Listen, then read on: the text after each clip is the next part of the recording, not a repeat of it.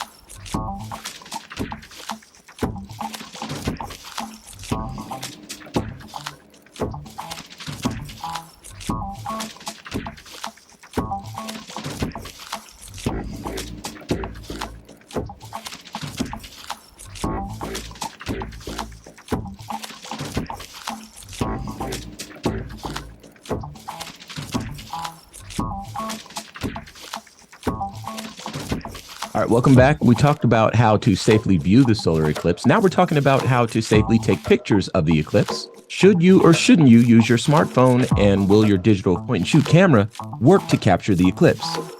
So to answer all these questions for us and to break it all down, some of the best ways to take pictures is Valley photographer Clive Christopher. You also do some photography of the solar system, right? Ooh, I'm too close to the sun, blinded by light to the golden one. This film experience is going to be a little different. So I'm going to ask that you get your phones out, because I will have you Google something in just a bit. In the meantime, keep your phone close and get it ready for use. No, but go in there. I leave Hold on. it all alone Hey, Keita, can we have Kesley skilled for mobile? She's just coming in the building. as I go back to the basics. Come on. You see him? But I'm looking at a report in a minute, okay? Not a problem. Take your time, Keita. Thank you. That's crazy. I'll set out on my own, take on the world and face it.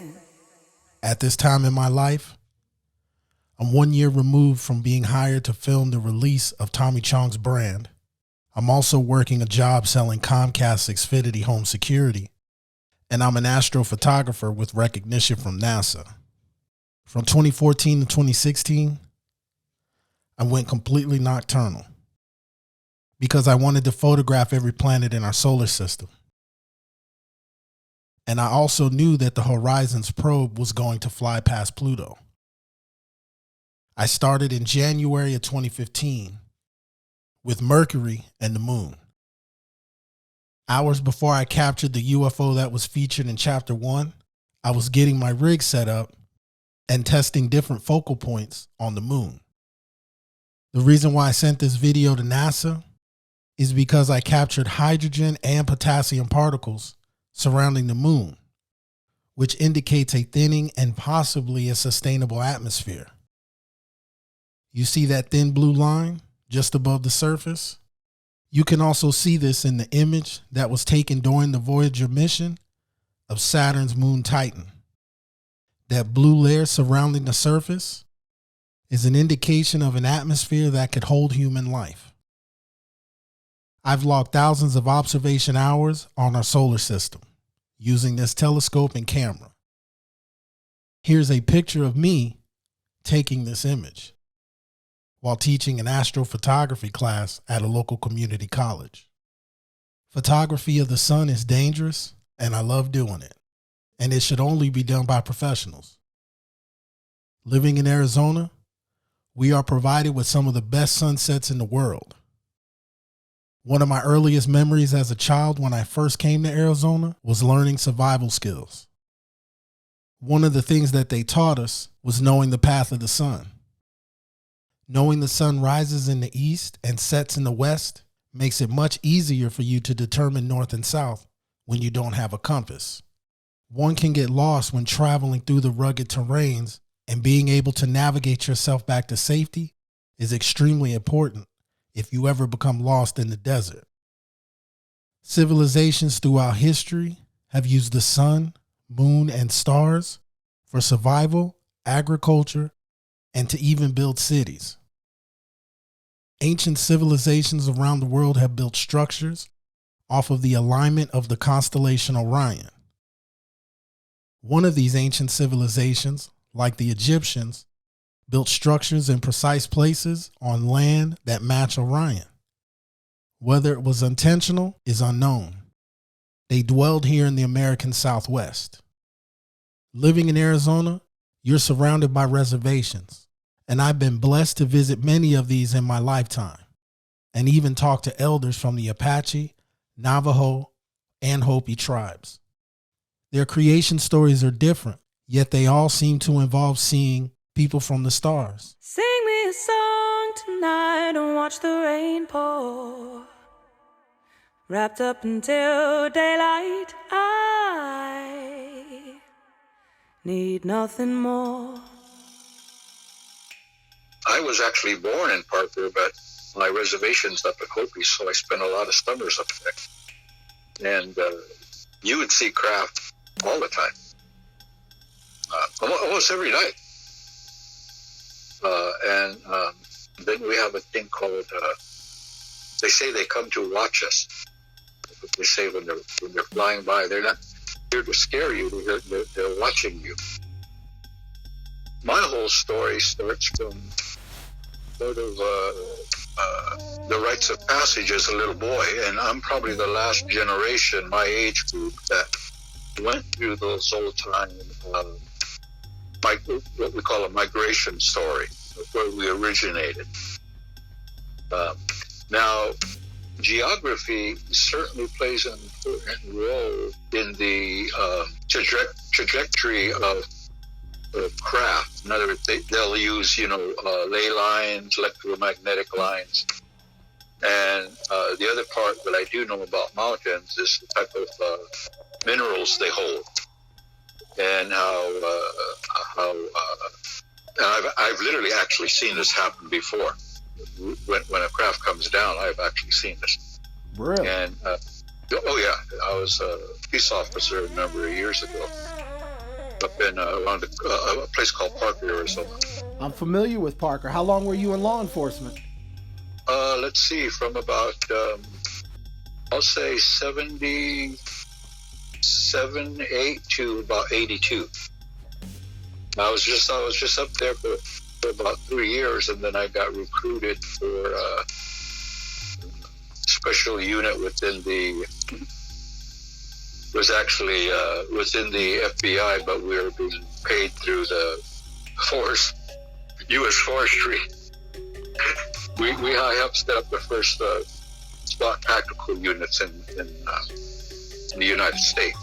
Okay. They wanted to have an integrated force, so I qualified. But going back to the ley lines and all those things. Built by the ancestral Puebloans, more specifically, the Sinagua peoples, during the 11th and 12th century.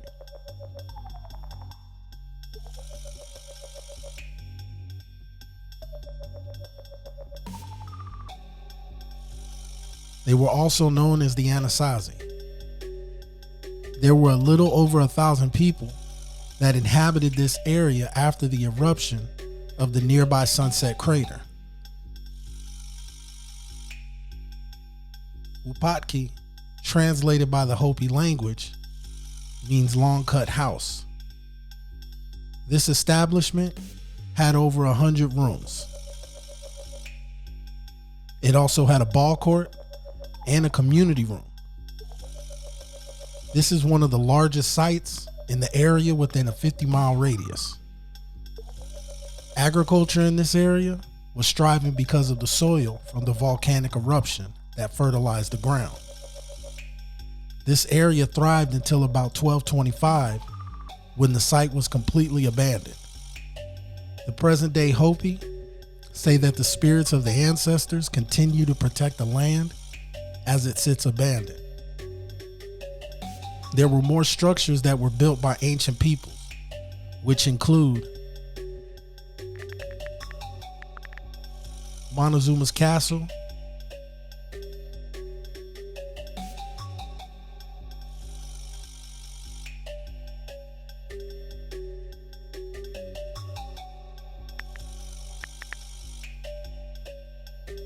Walnut Canyon,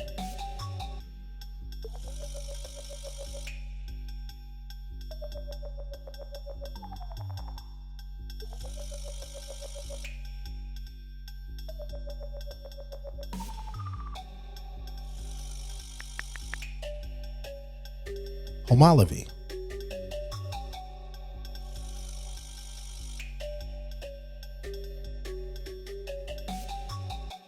Upaki Pueblo,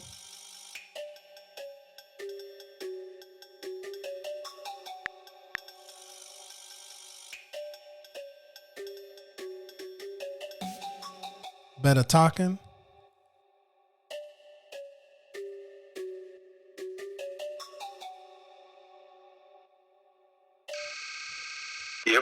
Have you ever heard of the aliens meeting with the U.S. government?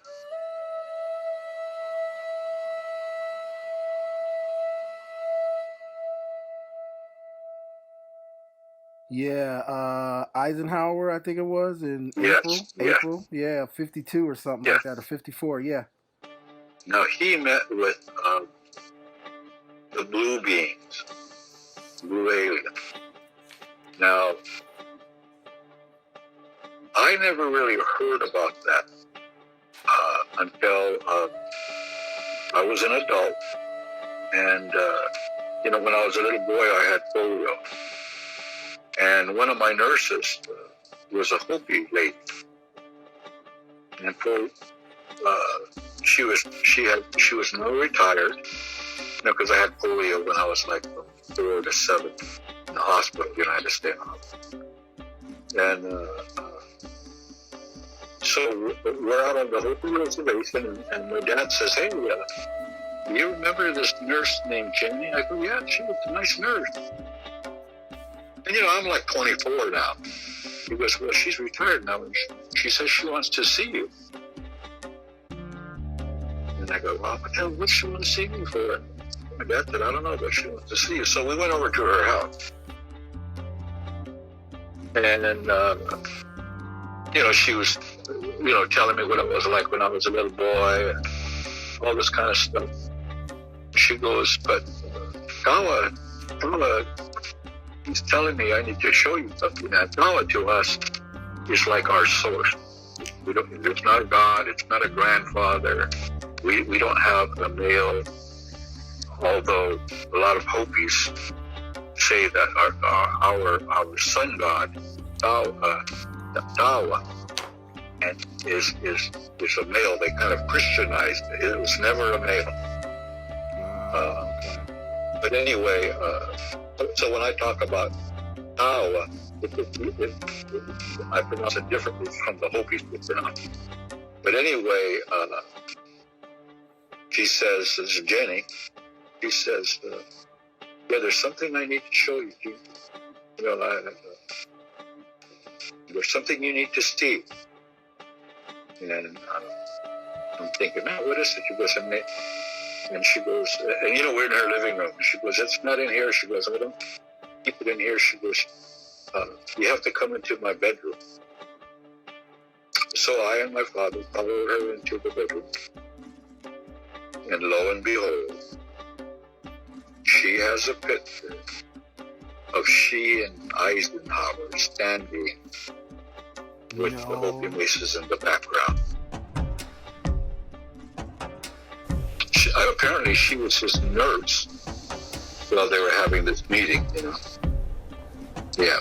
The only other person that saw that was my dad and her. And I don't know whatever happened to that picture at all, but she was all dressed nice and proper, you know. There he was,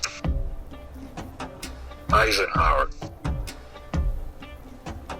Then it was after I saw that picture, that's when I heard about the conspiracy thing about the government meeting with them. Yeah, it took place in California. I think it was California. Well, I'm telling you, I saw a picture of she and him with the Hopi Mesas in the background. You know, I could take a piece of paper and draw like these mountains, and the Hopi will know that's our home.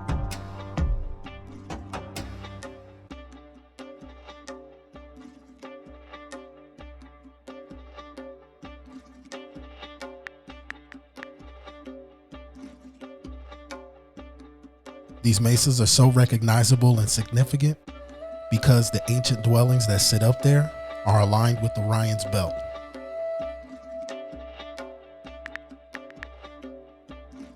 It took me some time to process the information that John just mentioned, because I always heard that the Eisenhower and extraterrestrial meetings took place in California. One thing I do know is Hopi elders are not known to lie. If John says he saw a picture of a nurse, Eisenhower, and what is known as the blue alien, he's telling the truth. And when you really think about it, it actually makes sense for this meeting to happen in Arizona. This story was only speculation until 2012, when a former U.S. Congress and Pentagon consultant known as Mr. Good came forward and made the first publicly known comments on this matter. Mr. Good stated that there were in fact 3 different meetings that took place between President Eisenhower and extraterrestrials during 1954. He said that the U.S. government and extraterrestrials met up at 3 different Air Force bases, and one of them was Holloman. And there were plenty of witnesses during each meeting. It's well known that President Eisenhower had a strong belief in flying saucers and extraterrestrial life forms on other planets. And it's said that he helped Winston Churchill cover up a UFO sighting that took place in the United Kingdom in 1957. President Eisenhower was on vacation in Palm Springs on February 20th, 1954. Shortly after dinner, he took an unscheduled trip from where he was staying. During this meeting, it said that he met up with an alien species known as the Nordics. Whatever was discussed, President Eisenhower denied the request. During the next 2 meetings, demands were met and agreements were made. One of these meetings, in fact, did take place at Holloman Air Force Base, and I always believed that one of them took place somewhere near Death Valley. So to hear John mention a nurse that has taken care of him since he was a little boy, showed him a picture of President Eisenhower, herself, and a blue alien, could very well be the 3rd location where the other meeting took place. With the military infrastructure that Arizona had during that time, and Area 51 just going online, this actually makes perfect sense for a secret meeting to take place in Arizona. See, when it comes to the origins of the Hopi, they will tell you that they come from the blue star planet of Orion. Also, knowing the layout of ley lines and the minerals that Arizona holds, it's extremely possible that this meeting could have taken place due to the sacred lands here in Arizona. Our native community here in the Southwest has one of the most fascinating creation stories I've ever heard.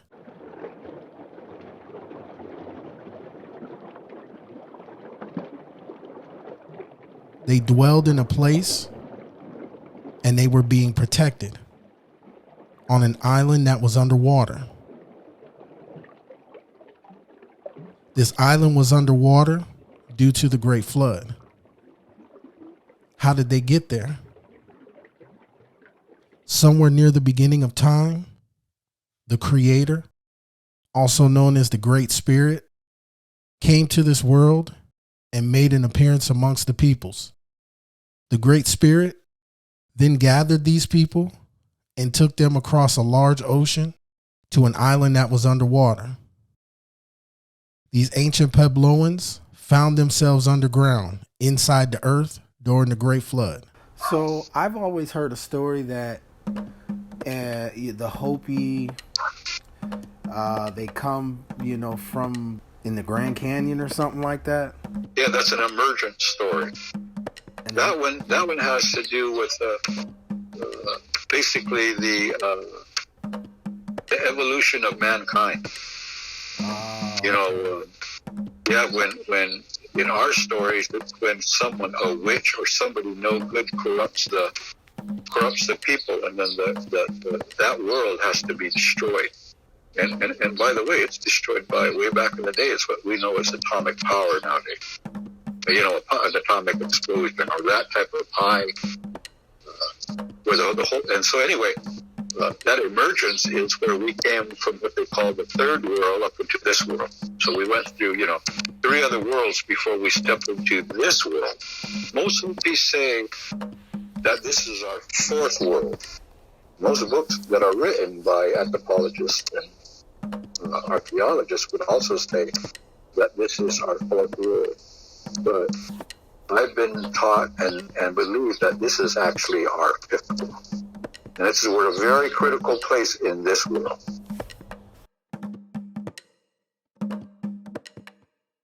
When that time did come for the ancient ones to emerge from the 3rd world into the 4th, that's exactly what they did. They climbed upwards from the underworld.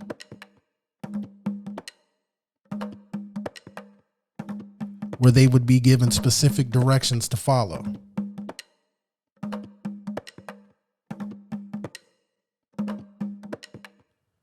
When they came to the surface, it's widely known that they emerged deep within the Grand Canyon. When this happened, they met what they called the caretaker of this earth, who is known as Masa. This is where they learned the traditions of honoring Mother Earth and respecting the land.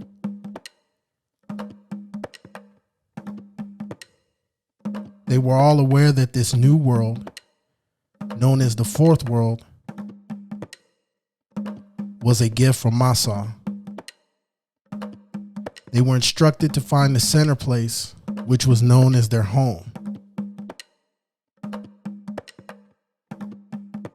So they were told to travel in 4 directions.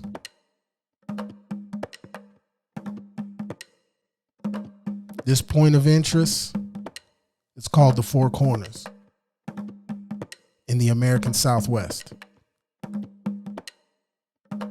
The ancient Puebloans were given a task by Masa to travel great distances as far as the earth would allow them to go. Each of the 4 groups were given a set of 2 stone tablets, and they were given specific instructions on the handling of these tablets. The set that resides here in Arizona is missing the corner and was taken back to its homeland, awaiting the return of the Hopi. While they were on this journey, they became one with the earth, gaining a special connection with the land. When they left in different groups, they traveled in a circular formation, clockwise and counterclockwise, also known as the spiral. You can see this in some of the petroglyphs in the high desert and even down towards Phoenix in the South Mountain Range. They were also told to watch the sky because a great sign would appear. And when this moment occurred, this would let the ancient Puebloans know they have reached their home. When they saw their symbol in the sky, they took place in present-day Arizona. They gathered together and shared what they learned. Through this shared knowledge, produced ceremonies and traditions that have been practiced for many years. Located near the second mesa on the Hopi Reservation,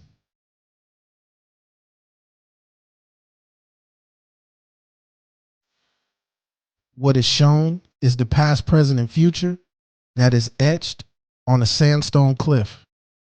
The petroglyphs that are depicted show the Hopi emerging from the sacred underground. There's also a sacred trail that starts at the Hopi Mesa, which ends at an ancient shrine located in the Grand Canyon. Using the sky, groups of people have navigated themselves all around the world by land and sea. One of the more interesting discoveries that took place in this area happened in the early 1900s, and that location is pinned on this map. Even knowing about the G.E. Kincaid story, I'm not sure if you're familiar about that story in the Grand Canyon in 1909. There's something that always points back to the Hopi. You know, once again, from what I understand, they're really the start of it all. A pinned location that is on this map holds one of the most significant and wildest stories you'll possibly hear. This happened in the Grand Canyon, and there's two versions to this story. Before the Grand Canyon became a national park, it was well known to be extremely rich and high in minerals like gold, silver, and copper. Teddy Roosevelt was making a push to stop mining and timber operations from happening in the Grand Canyon.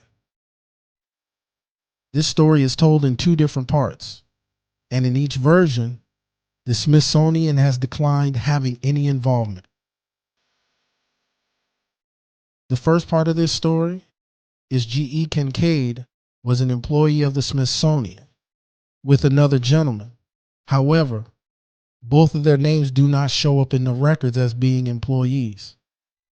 The second version goes that Mr. Kincaid decided to go and try to find some gold and silver one last time before the Grand Canyon officially became off limits.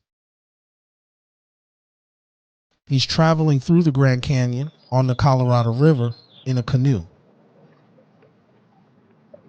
The water is somewhat calm when he notices a cave along one of the cliff walls while heading down the river. He takes his canoe and makes his way towards land, all the while keeping his eye on the cave. Once he makes it to land, he secured his canoe and began to attempt to climb the steep canyon walls. He eventually found a very old stairway that led halfway up to the cave. After climbing some of the canyon walls, he makes his way to the entrance of this cave that clearly appears to be man-made.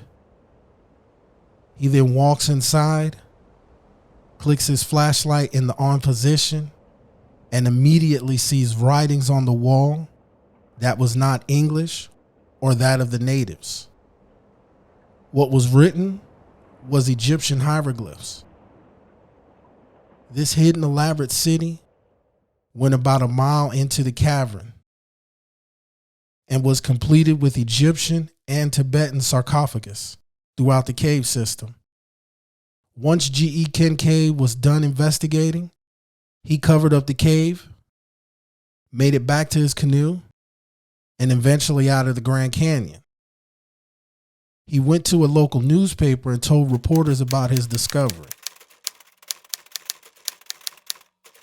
They then ran the story in the April edition of 1909. In this article, the other man is known as Professor Jordan, along with G.E. Kincaid, who made the actual discovery. The Smithsonian has always denied that Professor Jordan or G.E. Kincaid has ever worked for the Department of Anthropology. All archaeologists have labeled this story a hoax. Well, as of recent, it has been discovered that there was a Professor Jordan and somebody known as T. Kincaid who actually worked for the Smithsonian. His full name was Professor David Starr Jordan, and he was affiliated with the Smithsonian for well over 30 years. It was also learned that Professor Jordan made an expedition to the Grand Canyon in 1898. He was also accompanied by a man named T. Kincaid on an expedition to Alaska. Jordan was offered and accepted a top position at the Smithsonian in 1906. Professor Jordan can also be found in many Smithsonian writings from the 1800s. And as of recent, the Smithsonian dedicated an entire page to Professor David Starr Jordan on their site.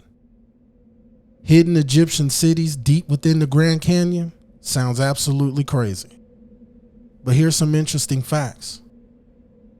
Where the Hopi Reservation is located, if you stick a pin through the earth, that pin would come out in Tibet. One of the 4 sets of the Hopi tablets is in Tibet. Are you familiar with the Hopi tablets? Right, yeah. Okay. You know, I can't remember the dates, escapes me, but pretty much predicted World War II. Couple of things that it predicted, right? These Hopi tablets. Yeah. Not specific dates, but there was a timeline, yeah.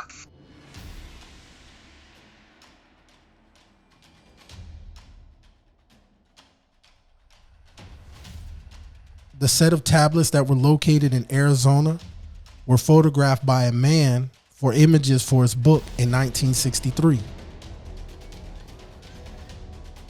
In those photos, you clearly see that there is a pyramid on one of the tablets.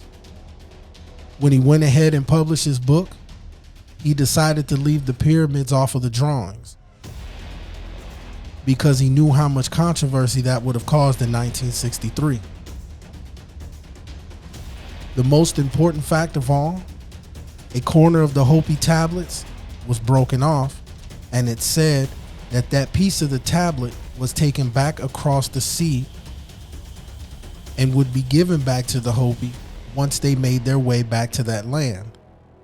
Well, oddly enough, in Ethiopia, there is a church that is guarded 24 hours a day.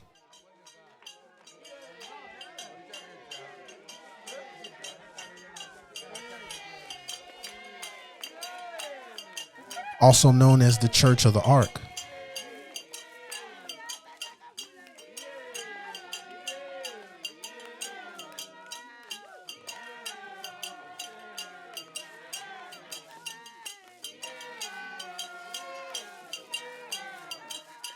Only open to Ethiopians, this church is visited by people from all over the world, and many say it's the true home of the Ark of the Covenant. People of the West are not allowed, and the guards are known to get upset if you even approach the gates. If it's discovered that the corner of the Hopi tablet is located inside that church, that gives validation to their origin story. How could influences of the indigenous natives of this land be all the way in Ethiopia?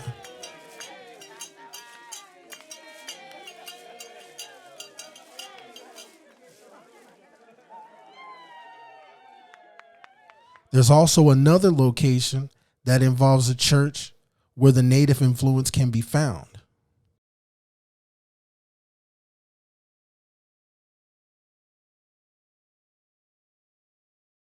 Presently, this chapel is a hotspot for paranormal and ET activity. More specifically, an alien portal. Founded in 1446 by Sir William St. Clair, in present day, Rosslyn Chapel is famously known for being in the film The Da Vinci Code. Its connection to the Knights Templar and Freemasonry is very real and started in the early 1980s. However, there's an even deeper connection. Visitors have experienced strange occurrences that led them to believe that there may be a portal inside this chapel. One of the things that John mentioned was having an understanding of ley lines and how the energy coming from the earth can be felt by certain individuals. But going back to the ley lines and all those things, many people believe it's an invisible yet powerful force that connects you to the land. Locals say that ley lines run beneath Rosslyn Chapel. Scholars believe that ancient peoples used ley lines as safe paths of voyage on landscape. The origins of ley lines come from Europe during the 1920s. They were first recognized by a gentleman named Alfred Watkins. In his book called Old Straight Track, what Alfred observed was safe, straight lines of passage from sacred ancient sites, mounds, and places of burial in a pattern. These observations made him draw the conclusion that this is how ancient peoples traveled from point A to point B safely. Watkins also believed that the ancient peoples built sacred sites at the starting and ending points of these lines as markers. Future generations would continue this tradition by building updated sites on top of the original structures attached to the ley lines.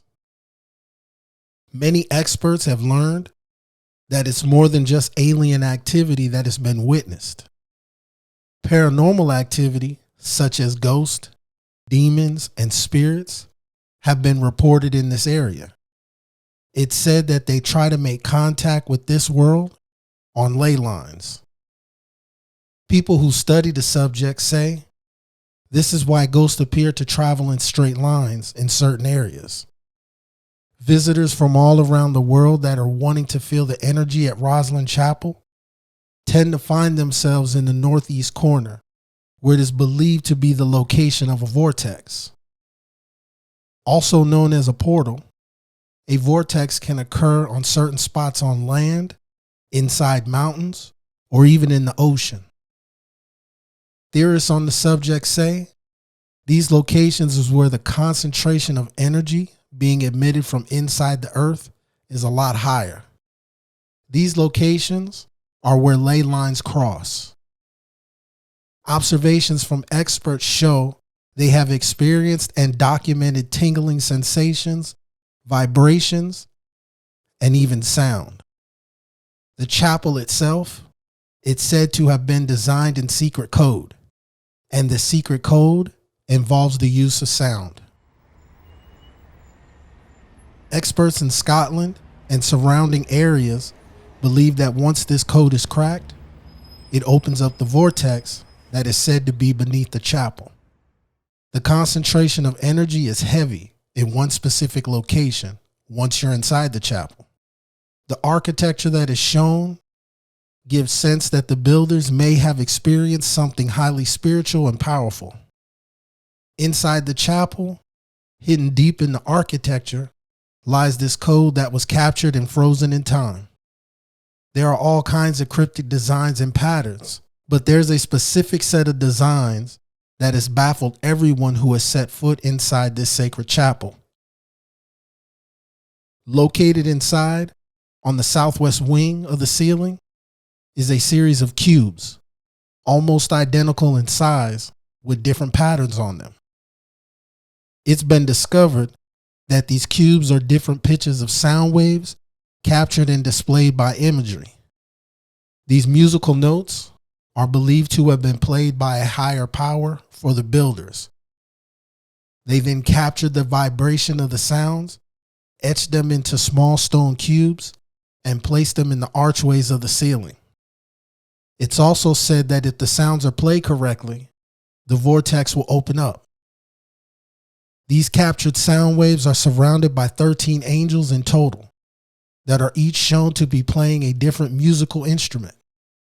The notes that have been gathered and deciphered, we learn that it is a song in the somatics music system, which is the science of taking sounds and producing images. Since its discovery, the song has been played at different pitches, and there's no reports of a vortex that is opened up. Scientifically, nobody has been able to prove these claims. The Apprentice Pillar is another extraordinary design located inside Rosslyn Chapel due to its connection to Freemasonry. Its exact meaning is a part of a puzzle that has lasted over 500 years. Theorists have proposed that the pillar represents the tree of life, which in Christianity and Judaism stood in paradise that was known as the Garden of Eden. This pillar is made from sandstone, the same type that can be found in the Grand Canyon. Not to be confused with the Mason's pillar, which is located on the other side of the chapel. The apprentice pillar has more of an exquisite, detailed, and sophisticated design. Back in medieval times, a craftsman that was skilled was also known as a master. Having this title meant you were known to be at the top of your game and highly respected for the work that was put forth. The master would train the young boys in the respective field in hopes to someday become masters as well. This indeed took a long time and a lot of dedication. Until these young boys became masters, they were known as an apprentice. The backstory behind the apprentice pillar goes, there was a highly respected master mason who was overseeing the building of Rosslyn Chapel. The master mason had an idea of how the chapel was going to look, and he also planned to create a marvelous pillar with different types of vines and leaves. Upon the completion of this pillar, he wasn't happy and truly felt that he could have done better, adding vibrance and life. He also felt that he had fell short on his work. So the master mason came up with the idea to visit the different cathedrals in Europe and study the architecture. He then went to Sir William St. Clair and asked for permission to do so. With the blessing of Sir William, the master mason was given permission to travel and study different cathedrals. The master mason left and was gone for many years. During this time, his apprentice was in the chapel one day when he was visited by an angel who provided visions on how to build this pillar. So the apprentice got to work and created the pillar you currently see. When the master mason felt confident enough to complete the pillar, he returned to Rosslyn Chapel with high hopes and extreme confidence. So you can only imagine how he felt when he walked in the chapel and saw the completed pillar in all its glory that was finished by the apprentice. The feelings of rage quickly escalated once he discovered this amazing craftsmanship came from somebody who wasn't even considered a master mason. Full of rage and jealousy, what happened next was shocking and sealed the fate of the master mason. He picked up his mallet and struck the apprentice in the head, which killed him instantly. Sir William St. Clair and the fellow craftsmen of the master mason were completely shocked and upset by the actions of the mason. He was arrested, faced trial, and hung for the murder of the apprentice.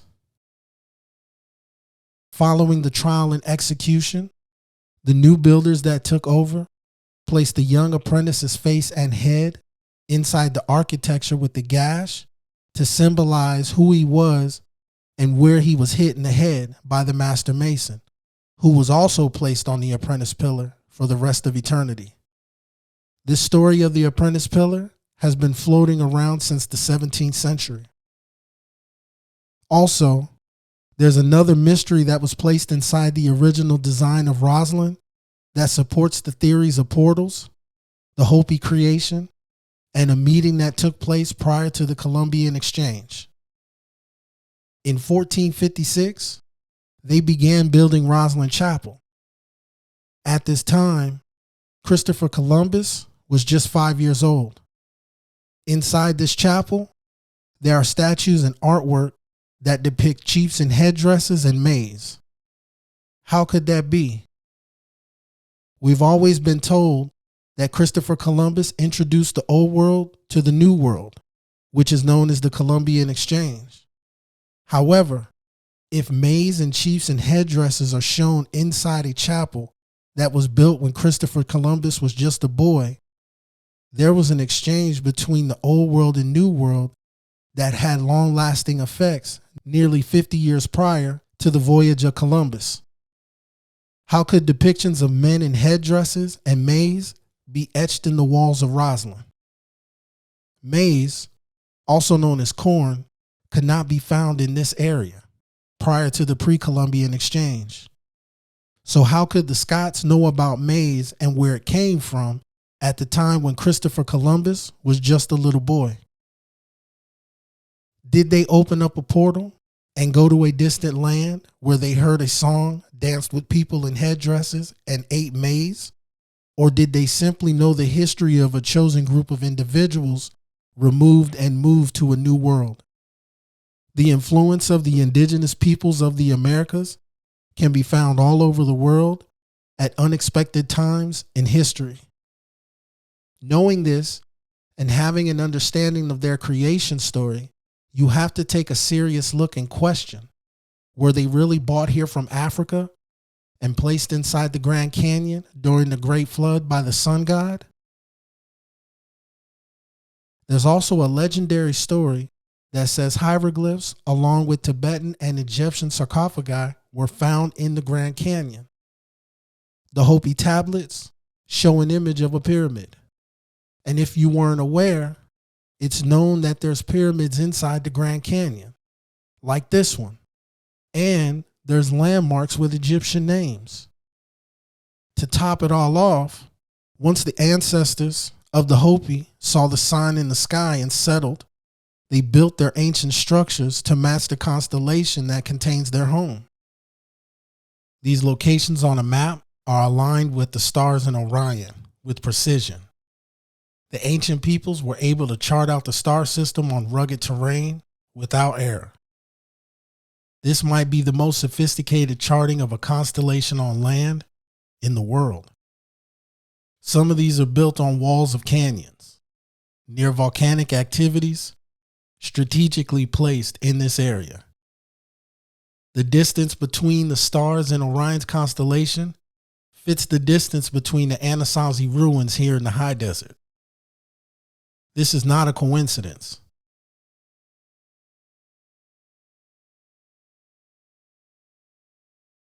Around the world, complex structures were designed to fit the constellation Orion or certain parts of the star system, like the pyramids in China, for example, or even in Egypt. Were the groups given information on how to build these structures by star people, or did they somehow just figure this out simply by charting the sun, moon, and stars? One civilization had a sophisticated calendar that our current agriculture system follows and has done so for thousands of years. They were known for their script hieroglyphs and ancient temples during the pre-Columbian Americas. The architecture, their art, and mathematics were stellar, to say the least. The calendar was designed exactly to chart the sun, moon, and stars. This civilization existed in Mesoamerica. In present day, the Mayans did not disappear. They are in fact still there, in the same region.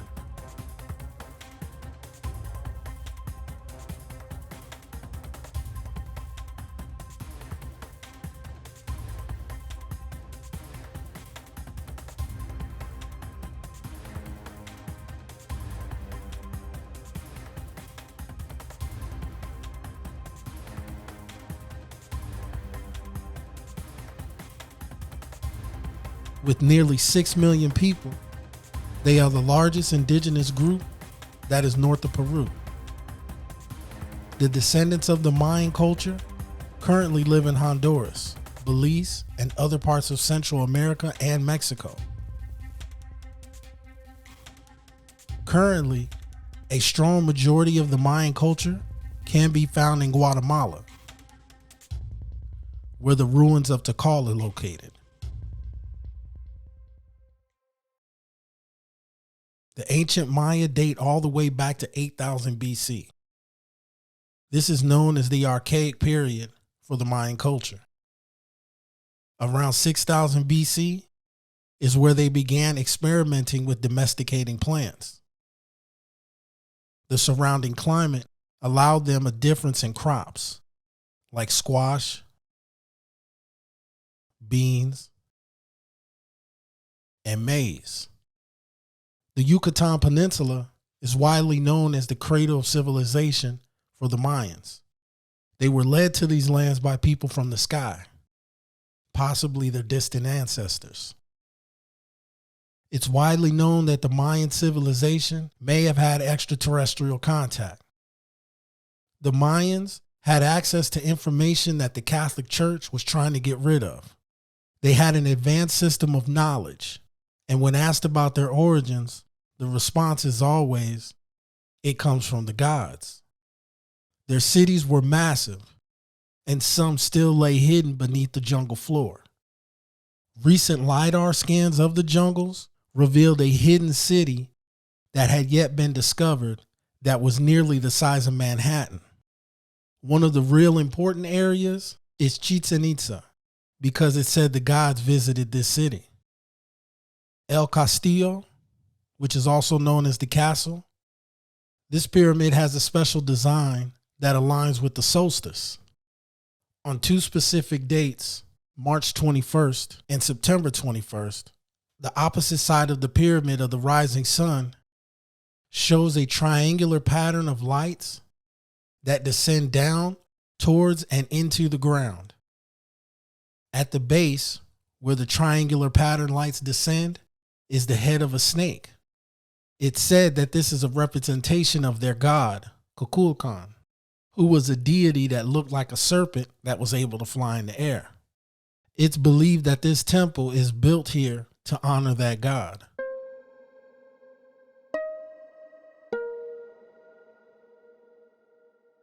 Located in the ancient Mayan city of Palenque in the 1950s, the discovery of a tomb led to the belief that this lord was given knowledge from a higher source. His name was Lord Pakal. Lord Pakal and his depiction in the Mayan temple is another reason why people believe that the Mayans were visited by extraterrestrials. In this depiction of Lord Pakal, it appears that he is sitting in a chair operating some sort of craft that has knobs and dials. He appears to be looking through an ocular piece, and his feet look like they're on a pedal. How advanced was the technologies that the Mayans possessed? During the acquisition, many of the Mayans were forced to switch to Christianity, and during this period, more than 5,000 scrolls and priceless images were destroyed. These actions destroyed major historical records that belonged to the Maya civilization. It was widely known in the burning and removal of these records, it contained their origins and history of how they obtained this knowledge that was given to them. What some would consider the most advanced piece of technology they possessed, and it was really ahead of its lifetime. This calendar has so many different features besides agriculture. It tracked important dates, which they believed involved activities between gods and humans, which means they also predicted the future. They used this calendar to determine which dates to go to battle, to name people, and to even come up with dates for marriage. The Maya were phenomenal astronomers. They have records on the movements of the moon, Mars, and other planets. And they even accurately predicted the solar eclipse of 1991. In the Dresden Codex, it contains information on the movements that were charted by the Mayans of Venus, the moon, and Mars. They were also able to calculate when lunar eclipses would happen based off of observations and tracking the motion of Saturn and Jupiter. The oldest known surviving book from the Americas was written by 8 different scribes, each with a unique style, around the year 1150 in the Yucatan Peninsula.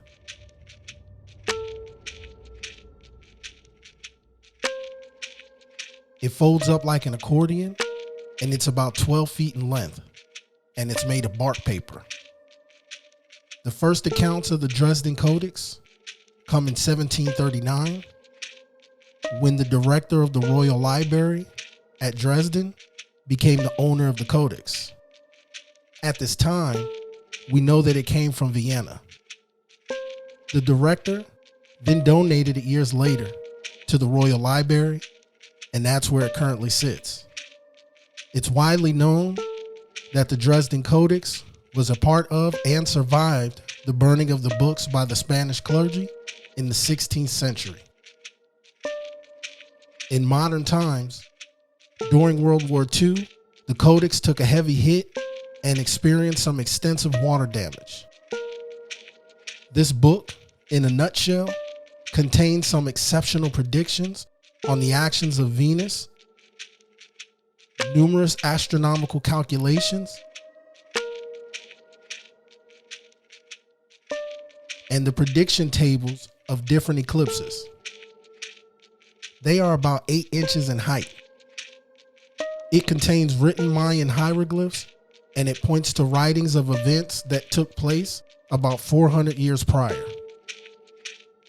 These writings are about the indigenous peoples that were located in the Yucatan Peninsula, mainly focusing in the area of Chichen Itza. Some of the symbols in the Codex can only be found in locations in this area. Some scholars believe that the Dresden Codex is a copy of an original text that was written sometime during the 12th and 14th century.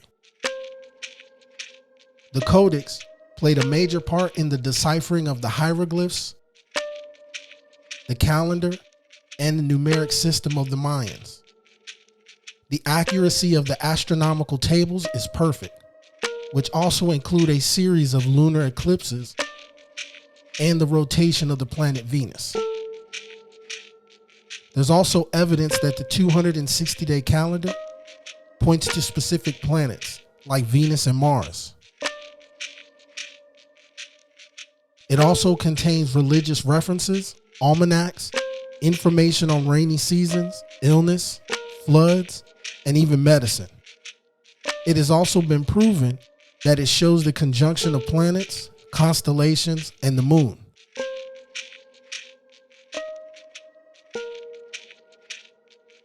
The most important feature of the Dresden Codex is the complex number and writing system that the Mayans possessed. The numbers consisted of lines and dots. The dot represented a single digit, and the line represented 5 digits. The number and writing system was introduced by the priests and astronomers, mainly for their astronomical calculations that coincide with the calendar. The Mayan calendar itself is made up of 3 major components.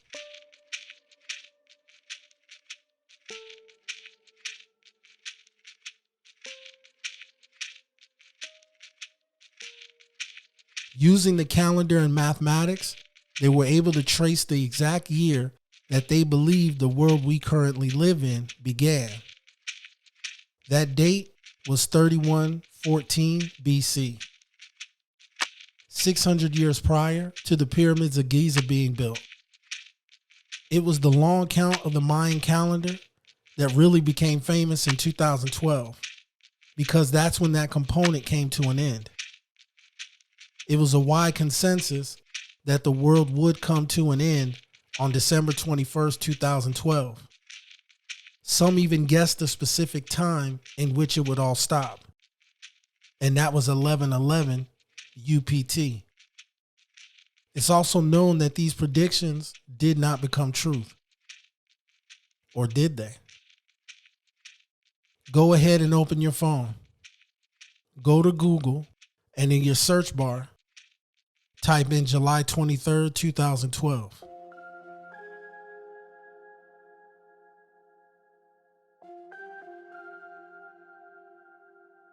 The activities and events that took place on this day happened. On July 23rd, 2012, our sun hurled 3 super coronal mass ejections that were directed at Earth, also known as super solar storms. One of these solar superstorms was large enough to wipe out any planet in close proximity. Before I go any further, let me break down some of the characteristics of our sun. The star that supports our solar system, its activity is continuous, somewhat predictable, and extremely violent. And it will continue to see an uptick until 2025. One of the things we've learned about our sun is that every 11 years, the magnetic north and south poles flip. One of the strongest events that occurred on the sun in recorded history took place in 1859, known as the Carrington event.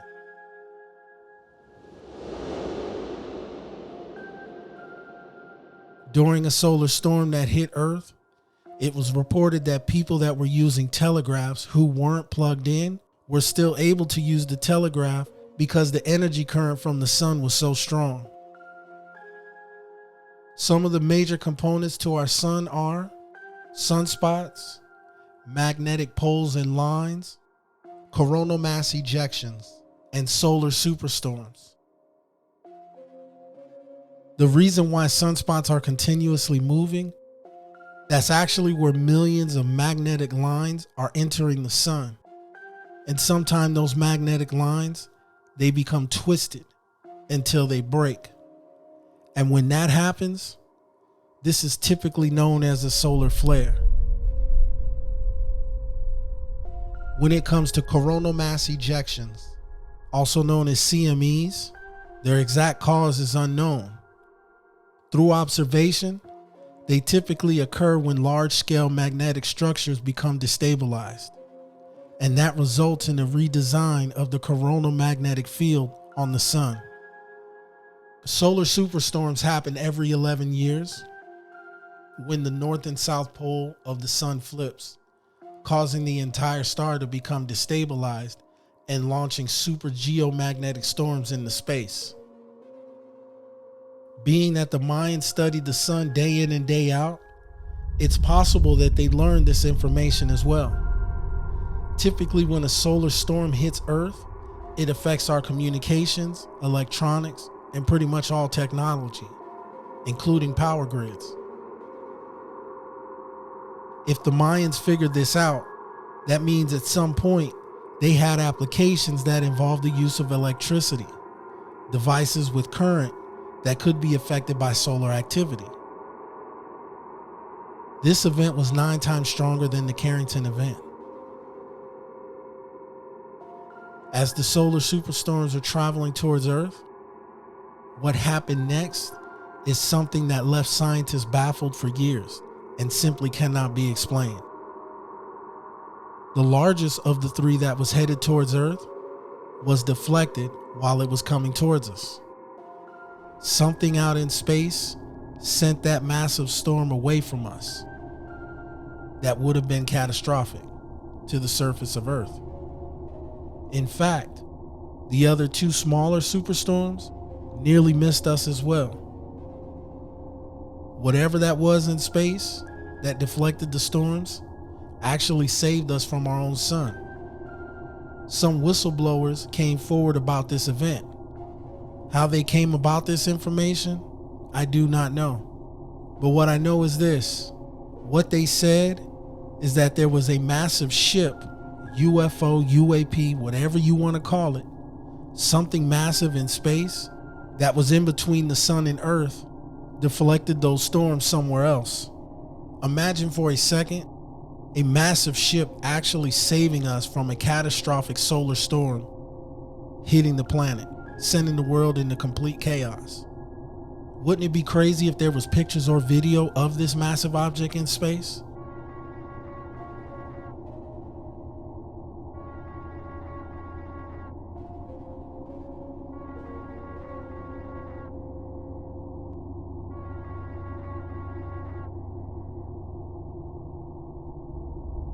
A composite of images that was collected by NASA's Goddard Space Flight Center caused quite a stir on the internet. The captured images by the Solar Dynamics Observatory and were later processed and observed by scientists show something strange. This video later got a lot of attention on YouTube. There appears to be a very dark object, large and circular, that approaches the sun. You then begin to see what appears to be plasma being drawn from the sun.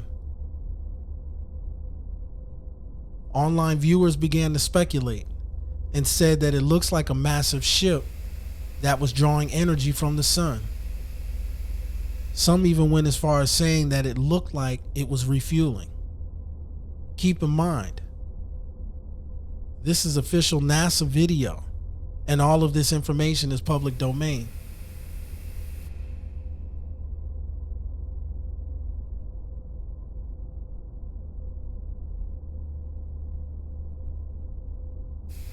And in the second video of a wider shot, it appears to show a second singular craft immediately after you see the first one release. If you look towards the upper left, there is a second shadow and a circular object that releases as well. It almost even looks like the sun itself went into some sort of defense mode and caused whatever that was connected to detach. The official press release came out days later, and they said that the shadow that showed up on the telescope images was not a massive ship. NASA claimed that they were actually solar storms that occurred on March 12th and 13th. If you check the official solar storm log created by NASA, there aren't any solar storms that show up on this day.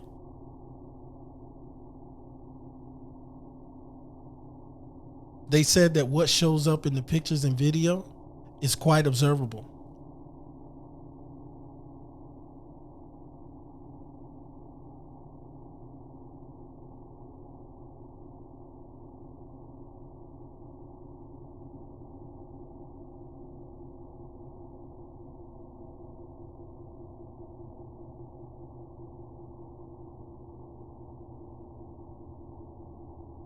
Did the Mayans predict a massive solar superstorm in 2012? Being that they had a vast storage of information on the sun, planet, and stars, this is very possible.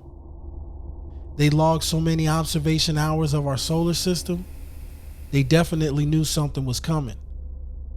If they were really given information from the stars, could they have known that something was going to protect us? I don't know what caused these storms to change their path on July 23rd, 2012. But let's say it didn't happen, and those superstorms actually hit Earth and a massive extinction level event occurred. Right around December 21st, 2012, the last living humans on Earth would have been on their final days. Whatever saved us from those 3 superstorms was definitely on our side. The one thing I know for certain is this, is we are living on. So that means this world right now that we're living in is coming into an end.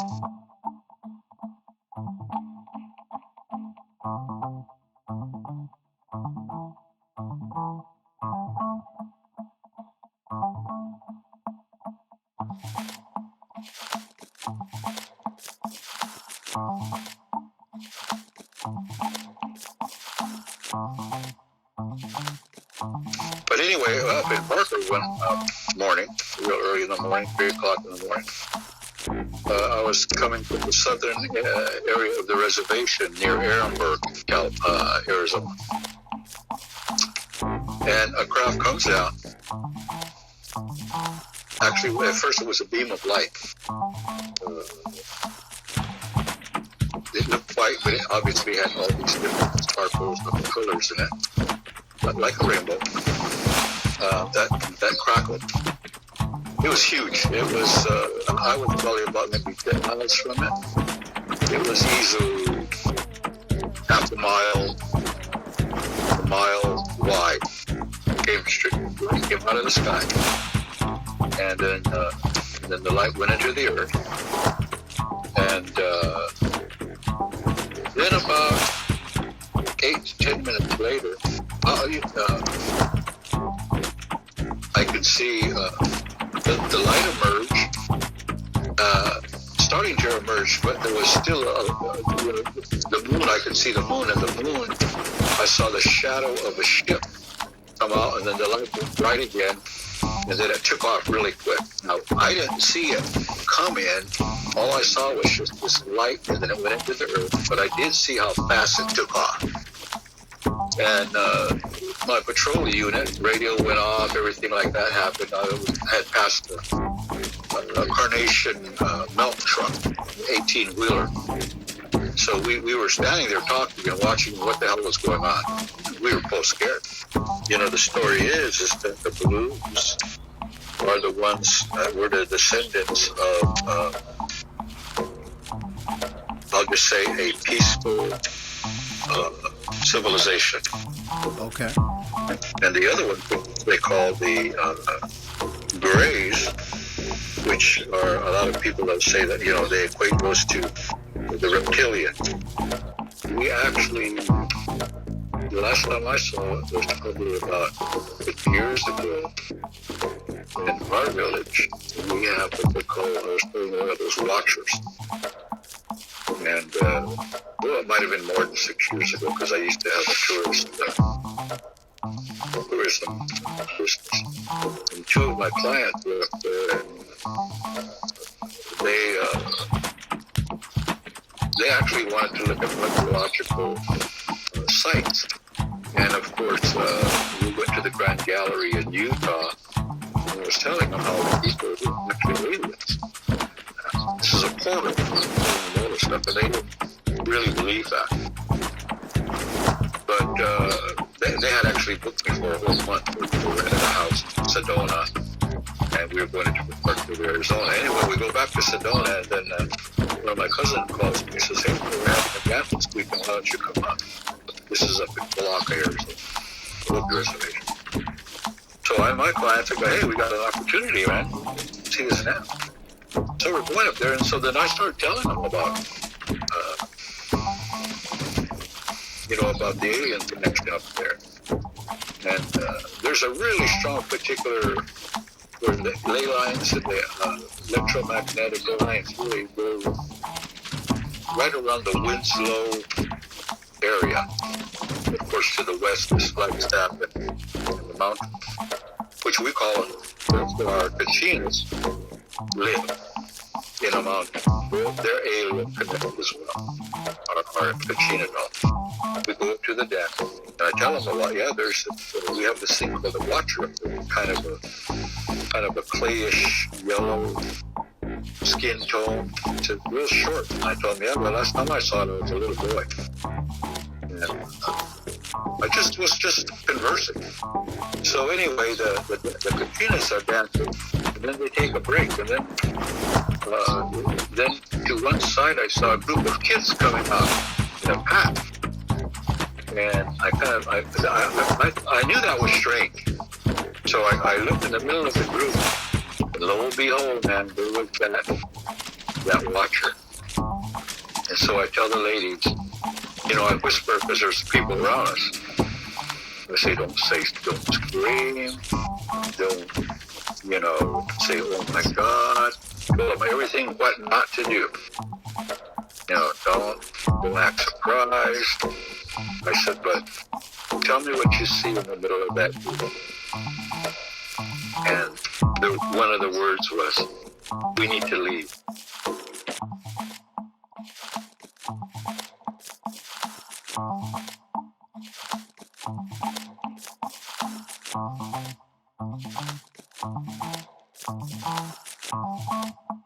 Now back to our regular scheduled programming.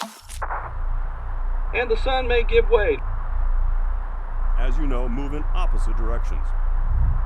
Around 9:20 a.m. Eastern Time, 5 to 10 miles per hour. After several tech companies slashed their outlooks, huge spike seen over the past week and a half. Afternoon, everybody. Couple things here at the top.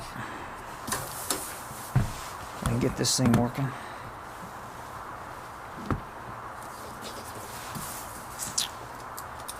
Okay, let's see. We have a space case at 145th and St. Nicholas Avenue. The Hopi do not like to go in that area. Why was that mountain named after a Hopi woman? Well, let me tell you this. Let me tell you something about that. So we talked about the CIA earlier. Yes. The last time I was approached was shortly after that event that occurred.